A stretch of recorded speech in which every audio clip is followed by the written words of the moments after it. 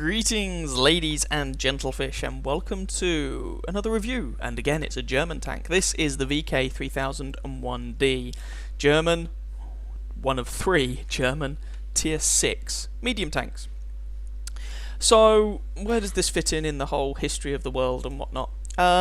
Well, the Germans, when they came across the Russian T-34, the Soviet T-34, sorry, it came as a little bit of a shock to them. I mean, it looked very different to many machines that had preceded it. You had sloped armour everywhere, it was mobile, had good firepower. It was a damn disconcerting machine to face, and it was the armour that really set the Germans on edge, because at the time the Germans were mainly using Panzer IIs, Panzer IIIs, the odd Panzer IV, but the guns just weren't really up to the task of reliably dealing with a T-34.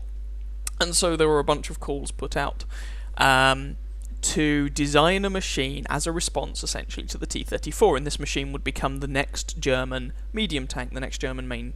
I'm not going to say main battle tank, because it's not actually an MBT, but the next German regular mass-produced medium tank.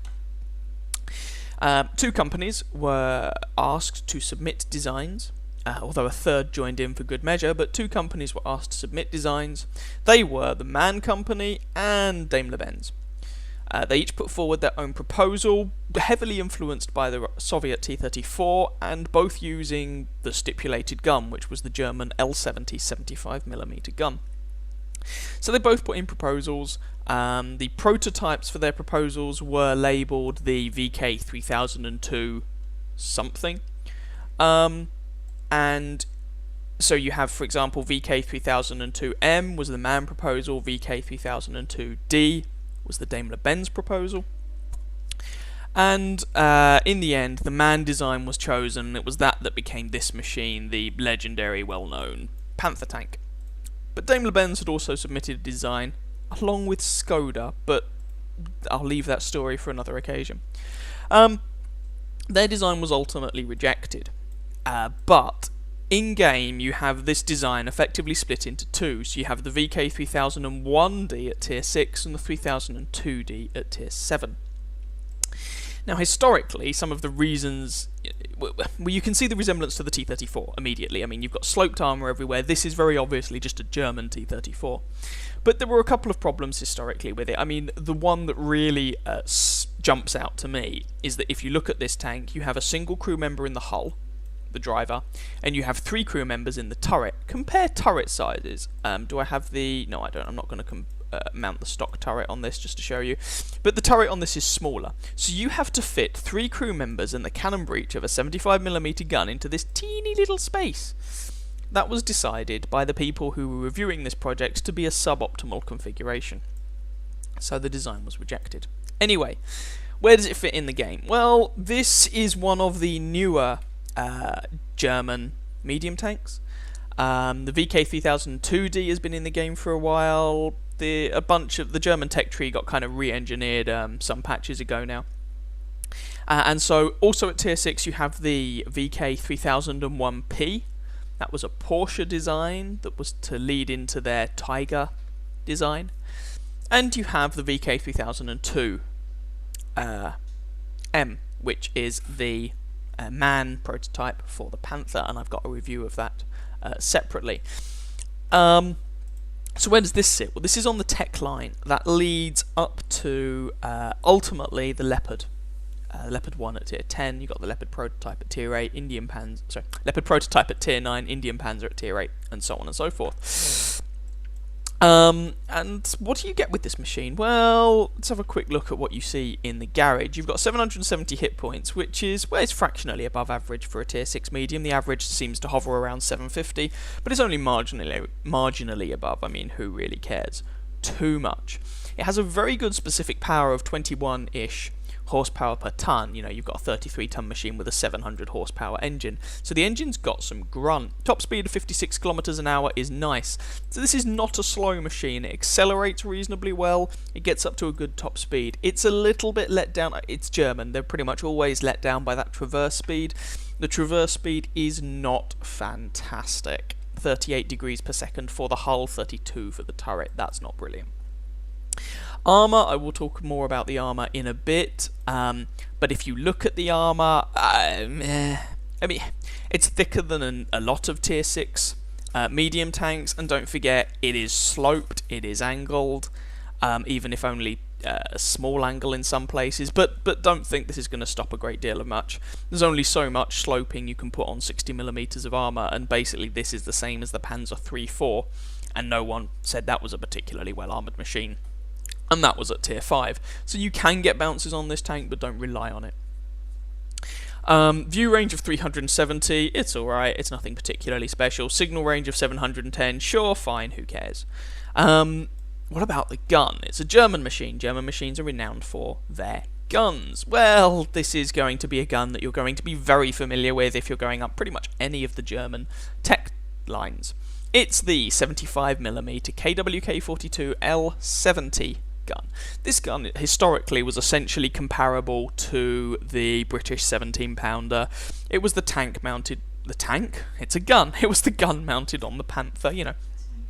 Yeah, it was the tank mounted on the gun. Wait a minute. Anyway, it was mounted on the Panther, for instance. Historically, it was a very good gun. What about in-game? Well, in-game it's a pretty good gun. 13.64 rate of fire, which is pretty decent, but actually for a 75mm gun at tier 6, it's a little lackluster. Compare it to something like the Cromwell, you get a much higher rate of fire, and the Cromwell has comparable alpha damage. The American tanks get a higher rate of fire, although they do have less alpha damage, you know. 150 pen with regular armor piercing ammo, 135 alpha damage. Pen goes up to 194 if you're going to fire APCR, and you've got this sort of standard 175 average damage HE round. 0.35 dispersion, so the gun is very accurate, but this is going to come with a caveat in a moment. 2.3 second aim time, which for a tier 6 medium tank is very average. It's nothing, not good, not bad. But the dispersion values for this gun on the move, when you turn the turret, all of this jazz, so that's how much the aiming reticule blooms out. That's a bit dubious. They're not great. So what you find is that, yeah, sure, the gun will aim in 2.3 seconds between shots if you don't move the turret or the tank. But if you move the turret or the tank, you're not going to see that aim time. And so that can be a little bit frustrating. But, you know, the gun's pretty good. It's certainly nothing to complain about. Let's have a quick look at the grind, shall we? So, this is kind of something you end up comparing with the other German tier 6 medium tanks, and I've done a review of the 3002M, and while I didn't like that machine, the one thing you can say about it is that it's a relatively nice grind. What about the 3001D? Well, to get to this, you go through the Panzer II at tier 2, which is alright. I mean, it's not particularly quick, the armour's alright, it's got an autocannon, it's okay. Panzer IIIA at tier 3, which is a damn fine machine in my opinion. Very fast, gun is good enough. It's still technically a light tank, it's a lovely machine. Panzer III at tier 4, which is another very nice machine. Very fun to drive, wholly recommend it. Panzer III-4 at tier 5, a lot of people find this to be a bit underwhelming, a bit average, but I think it's actually pretty fun, pretty damn good. I had a lot of fun in mine. There's another way of getting to it. You can, instead of, so going from the Panzer II, instead of going through the Panzer IIIA, Panzer III and Panzer III/4, you can, if you really want, go to the Panzer IIG, which is alright. Meh. High pen, autocannon gun, speed leaves a little bit to be desired. The VK2001D, which is just a Panzer III but worse, in my humble opinion. And then you get to the Panzer III/4 again. So I would actually recommend taking this line. I think it's the more forgiving, and I think it's the more fun. Panzer III/4, not a bad tank. I've had fun in it. Whatever. Then you eventually get to the VK3001D, and you are faced with... So, with the 3000... Sorry, did I say 3002D? I meant 3001D. With this machine, the guns are the first thing that might strike you as being a bit funky. So here is the top gun, the German L70, and there's only two guns to choose from.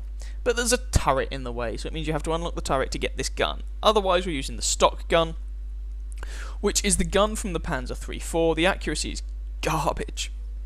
I mean, this was an okay gun at tier 5. It got the job done, and that was about as much as you could say about it. At tier 6, it's positively bad. But you are stuck with this until you've unlocked this turret. In fact, what about the engines? Do you have the engines already? No, of course you don't. So actually, your stock configuration and radios, you've probably got a radio already, who cares? If you haven't gone down any of the other German tech lines, your stock configuration is just that, it's stock, possibly with the odd radio here or there. If you have gone down some of the other German tank lines, you might already have the Top Gun unlocked, though of course you won't be able to mount it because of the turret. And if you've gone at least as far as the Aufklärungspanther or the Panther, or if you're going down the TD line, the Jagdpanther 2, basically anything based on the Panther chassis, then you'll already have this engine unlocked, but if you haven't, then you won't.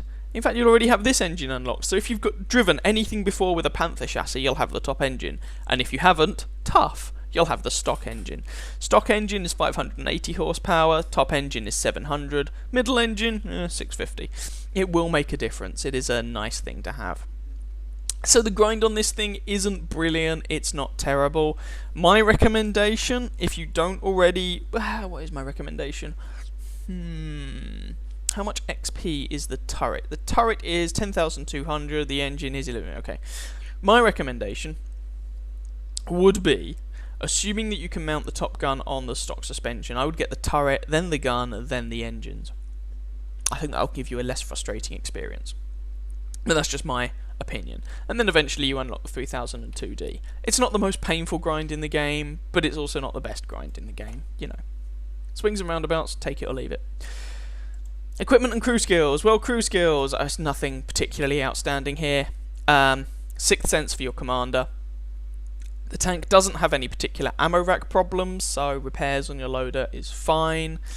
I haven't had my engine knocked out an awful amount, so I would say you could probably get away without preventative maintenance, but I just whack it on all of my German tanks anyway because I'm paranoid. And repairs on everyone else, nothing particularly fancy. Equipment. Well, frustratingly, this is one of the many Tier 6 medium tanks that cannot mount a vertical stabilizer, which is a shame because it would really benefit from one. So, I would recommend a gun rammer is a nice choice, vents are a nice choice, some sort of optics or binos are a nice choice. Yeah, if you really find the aim time a problem, I guess you could go with an enhanced gun laying drive, but I struggle to recommend that. I just use my standard grinding equipment on this, but they are my thoughts on what equipment you want to use. So, let's have a quick look at the armor scheme next. Alright, so time to have a quick look at the armor profile of this little machine.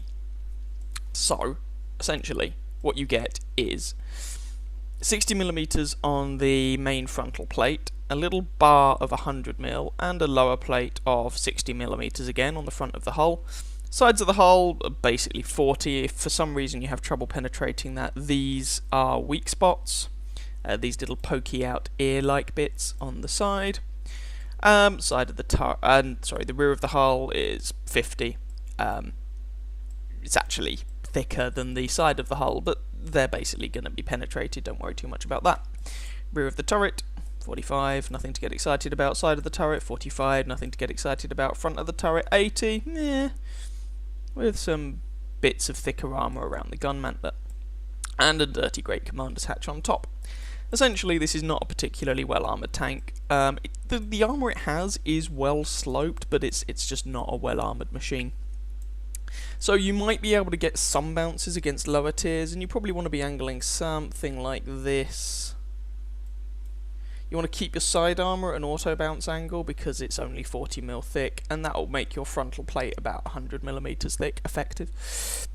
So you might be able to bounce Tier 4, maybe Tier 5 machines here and there, but don't expect anything. One thing that is worth noting, this feature up here on the front of the plate is not a weak spot. That commander's viewport thing, or hatch, not a weak spot.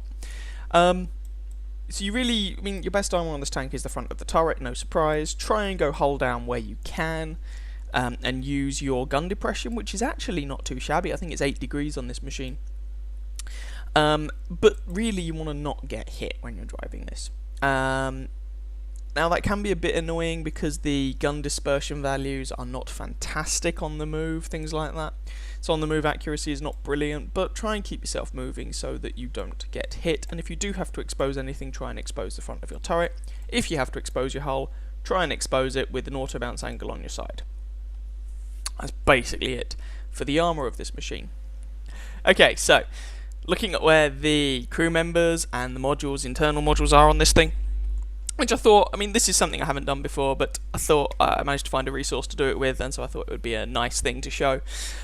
So if you're looking at this tank from the front, basically, if you shoot it in the front of the hull, you have the driver sat here in the front and on the right hand side, just below this kind of viewport hatch thing that's not an armor weak spot, but whatever. So a shot there will do bad things for the driver.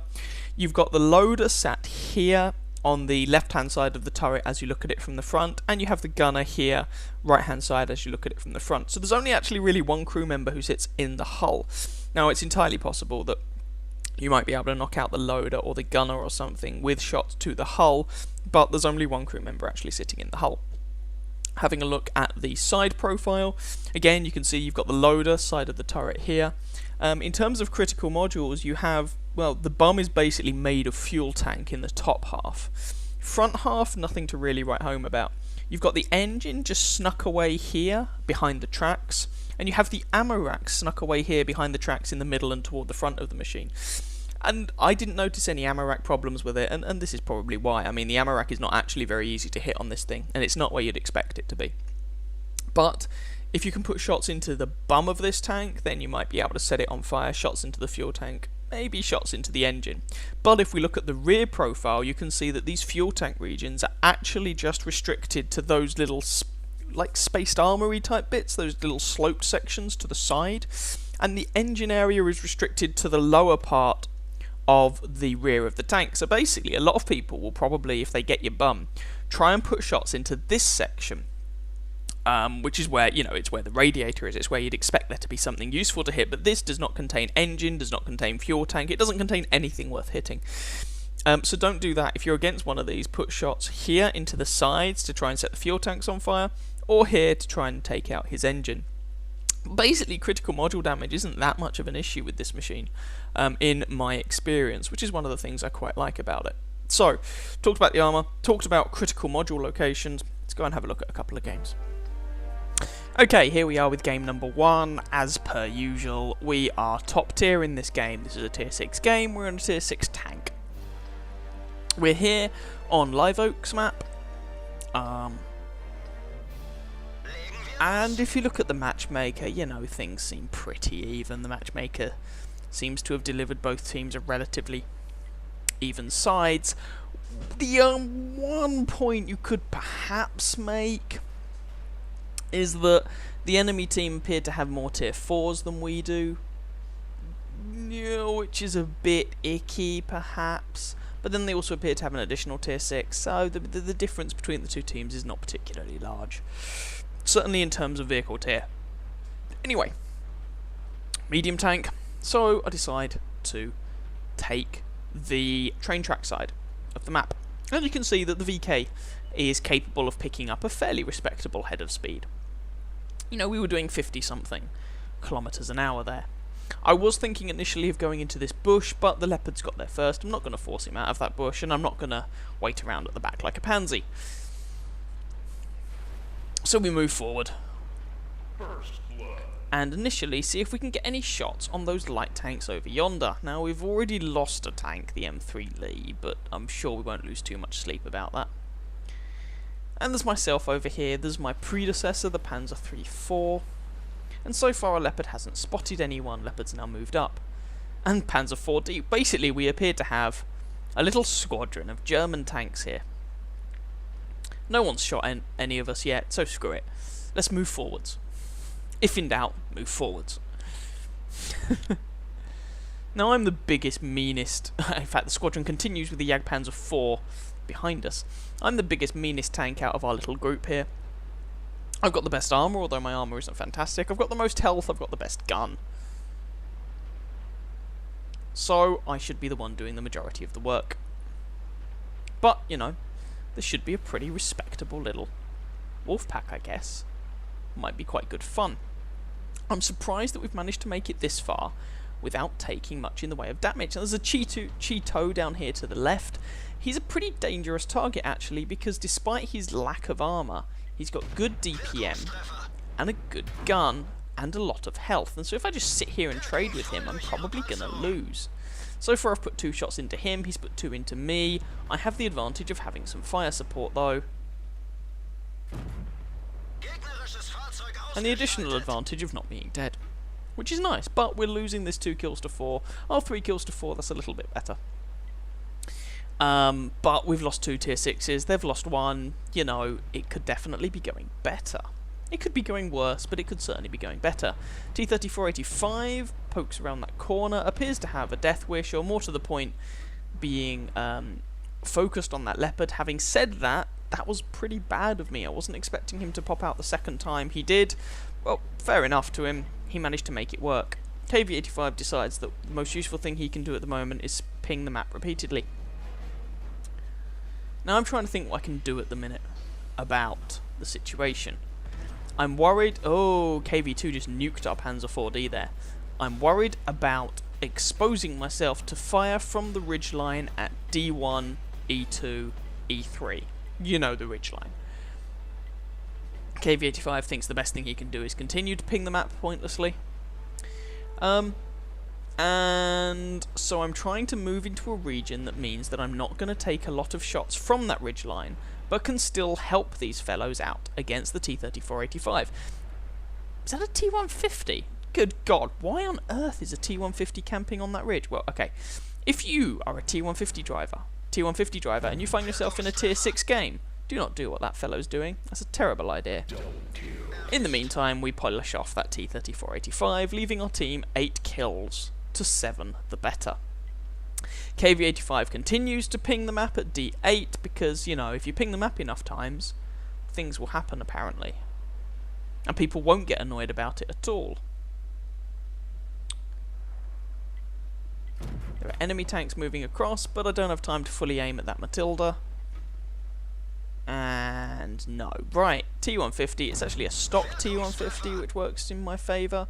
1 shot into the side of his turret, 2nd shot goes in his rear, 3rd shot goes in his rear, 4th shot misses, and he dies. He even missed the shot he took at me.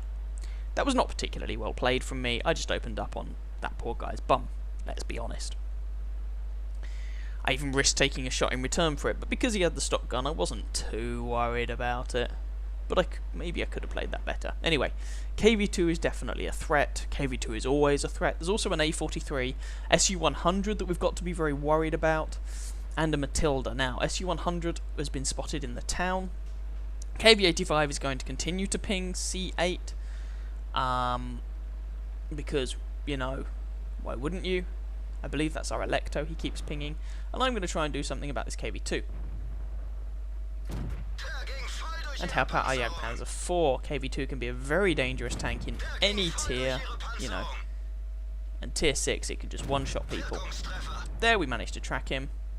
Jagdpanzer IV rams him. He's on 15 health. Jagdpanzer IV finishes him off. That just leaves the A43 and the SU-100, and we're capping to boot. This game should be all sewn up.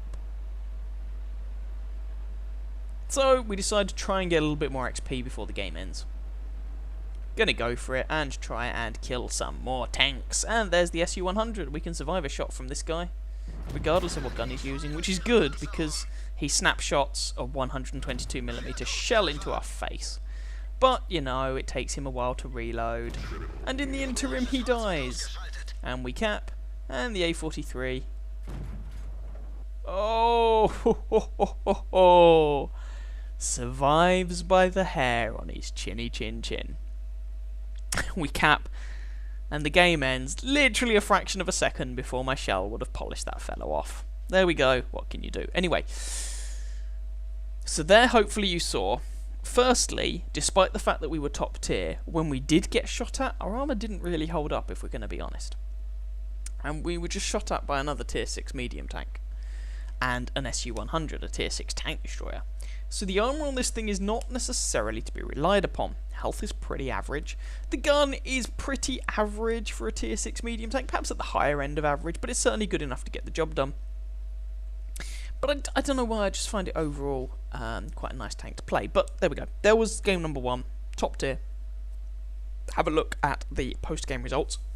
And then we'll jump into game number 2. As per usual, we are definitely not top tier.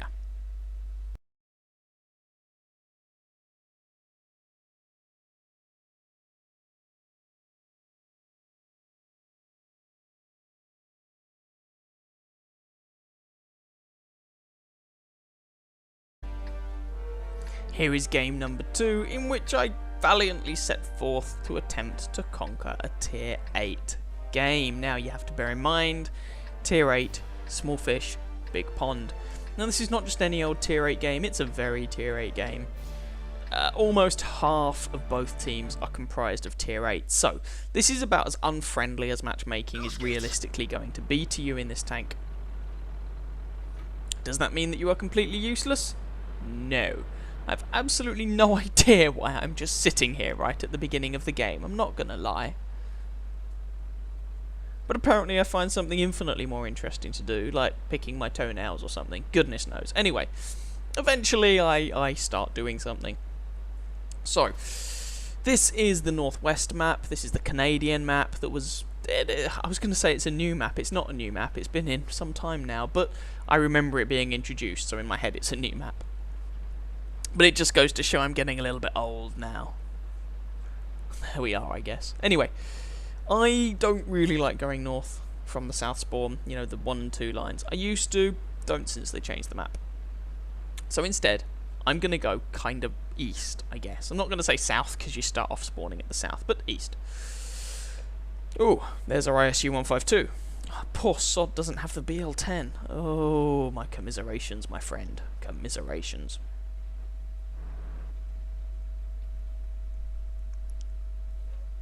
And we're just trying to set up an ambush for anyone that pokes their head around that corner. IS-3 and VK are going around that corner, pair of tier 8s.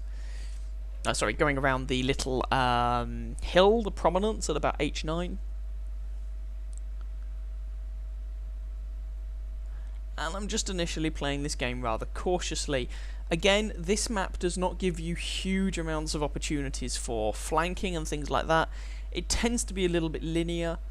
The north and the east, and the middle is a bit of a clusterfuck, and I don't really have much confidence fighting it out in the middle, I'll be honest, especially when they have that many tank destroyers, and they do have quite a lot of tank destroyers. Conversely, that means that their team is likely to be playing relatively defensively. So, okay, we'll see if we can use that. You can see our heavy tanks have already pushed to E8, E9, before they've met their first resistance, and the first resistance they meet is an IS-3 camping at base. For the love of God, if you are driving an IS-3 in a tier 8 game, do not just camp at base. Anyway, one shot into this Hellcat. Second shot would have hit, but Super Pershing takes him out before the shell lands. Nonetheless, that leaves our team 1 kill up, which is nice. KV-5, I'm not even sure why I'm bothering to aim. Without shooting his R2-D2 droid or firing APCR, I basically can't hurt him.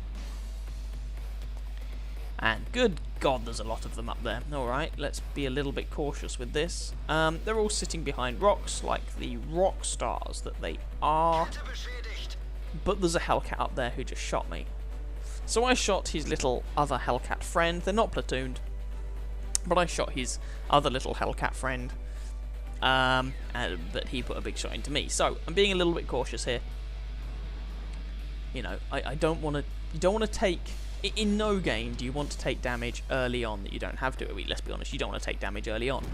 But especially if you don't feel that you need to do it. So, Super Pershing, try and get a shot into his side as he's moving around, but no joy. All these guys are hidden behind things. So I risk poking my nose out again, but this time I'm not going to wait around there to be shot. I'm going to move forward. Hellcat is behind a rock, helpfully enough. Our team is currently losing 2 kills to 3. There's their ISU, very, very dangerous machine. In fact, IS-3, Carnarvon, ISU. There's a selection of tier 10s over by their base. Oh, ARL-44 as well. That's not a tier 10.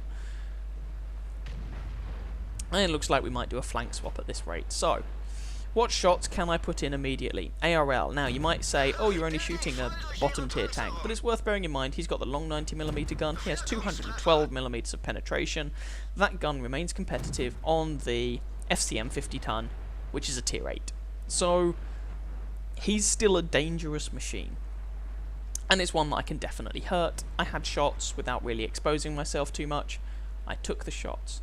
I really would like to get into a position where I can put shots into the bum of that IS-3. That would be really nice, but I don't want to take a whole world of damage for my trouble. Anyway, T-29, taking him on. I have shots now at the arse of that IS-3, so I'm going to take them.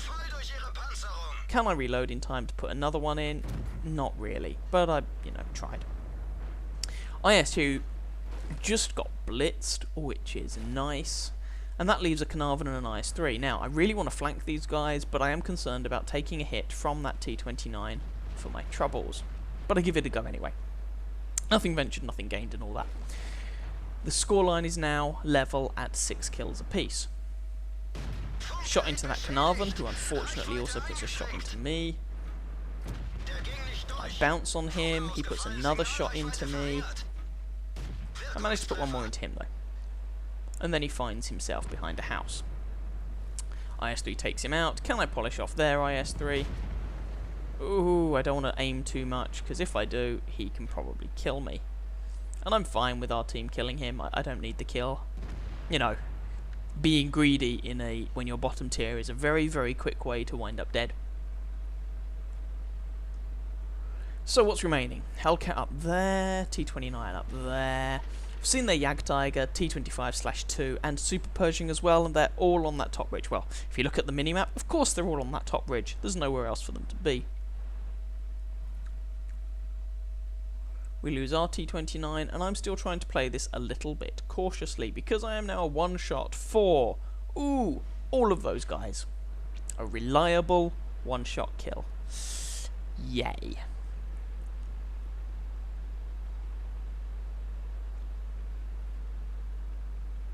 So, moving around here, trying to get up towards that ridge, which will put me under their guns, and thus keep me alive. We have machines moving forward to engage that T-29, so I decide to scoot along the bottom of this ridge and see if I can spot or damage like the Hellcat or somebody like that, or possibly even put shots into that T-25. That'd be nice. A little ridge, going up here. Again, I'm kind of trying to spot the Hellcat, or can you actually get up here? You can. Ooh. Now, you didn't used to be able to do that, I don't think, when they first introduced this map to the game, but since some changes you can. There's a Hellcat. Oh, good lord. I do not want to take shots from him and die, but he's overshot. The Hellcat does not turn very well. And as he's overshot, I'm going to back the hell off. See if I can draw this guy out to be shot to all bejesus by my team. He doesn't appear to be following me though, which is a bit unfortunate, and that T-29 looks like he's about to meet his maker. IS-3 does the dirty deed. But we have actually lost all of our tanks on the 1 and 2 lines. This is still a very close game. Hellcat appears to now be distracted. Hopefully I can give my team a hand by putting shots into that Hellcat's rear, because while it's only a tier 6 machine, Hellcat has a decent gun and we have some fellows on relatively low health. And we just lost our T-29. And the Hellcat has an American 90mm gun, and with APCR ammo, American 90mm guns have very high penetration. You're talking sort of tier 10 medium tank levels of penetration. Loading high explosive. Alas, we don't penetrate, only do 79 damage. Back to AP. But it looks like we're going to cap this game out. I mean, these guys have to reset or they lose. It's pretty simple. Hellcat appears to be gunning for me. I miss my shot. He manages to go down the hill, track himself, and we've capped. Oh, and that shot misses. Boo! And that was the game. So, have a look at the post-battle results. I mean, it was nothing special, but we get a respectable amount of damage in a tier 8 game, in a tier 6 medium tank, and it's always nice when you can do that. So as I say, take a look at the post-battle results, and then we'll flip back to the garage and round things off.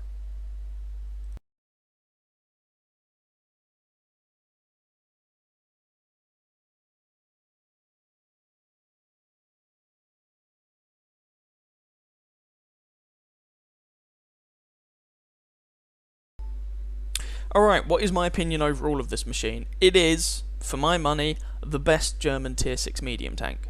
In fact, it is, for my money, one of the best tier 6 medium tanks. I would say one of the best tier 6 tanks. It's difficult to say exactly why. There's nothing particularly outstanding about this machine, but it just manages to get pretty much everything right. The gun is not the best at tier 6, but it's good. It's good enough. The speed, it's not the fastest, but it's fast enough. It's not the most well armoured, but it's got enough armour to get some bounces. It doesn't turn particularly well, but it's just about enough to make it work. It doesn't get fantastic gun depression. It's 8 degrees of gun depression, in case I've forgotten to mention that at some point.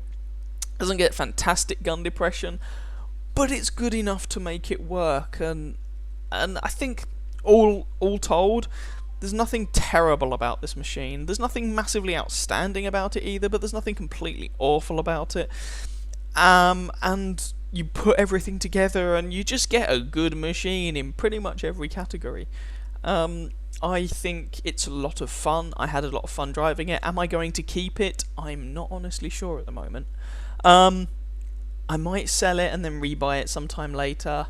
I might keep it. I honestly don't know. It's a damn fine tank, and I think you will, I would recommend you go and play it and give it a go if you have any interest in medium tanks or German tanks or anything like that.